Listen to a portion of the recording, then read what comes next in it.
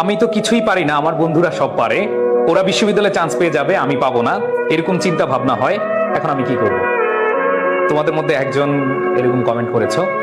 So তুমি কিছু পারো না, তোমার বন্ধুরা সব পারে এবং তারা চান্স পেয়ে যাবে, তোমার কাছে এমন মনে হয়, তাই না? আসলে এটা পুরোপুরি স্বাভাবিক যে তুমি যখন কারোর সাথে কম্পেয়ার করবে, তুমি যখন নিজেকে অন্যের সাথে তুলনা করবে, তখনই তোমার এটা মনে হবে যে অন্যরা একটু তোমার চেয়ে গিয়ে তুমি একটু পিছিয়ে। এটা স্বাভাবিক, এটা পুরোপুরি স্বাভাবিক। তুমি এই যে কমেন্ট করেছো, আমি তোমাকে গালিগালাজ করবো না, বাট এটা মনে রাখতে হবে যে তুমি কারোর সাথে যদি কম্পেয়ার করো, 100% শিওর থাকো যে হয় তোমার সে উপরে থাকবে, না হয় নিচে থাকবে। কারণ প্রত্যেকটা মানুষের পথ কিন্তু আলাদা, প্রত্যেকটা মানুষের স্ট্র্যাটেজি আলাদা।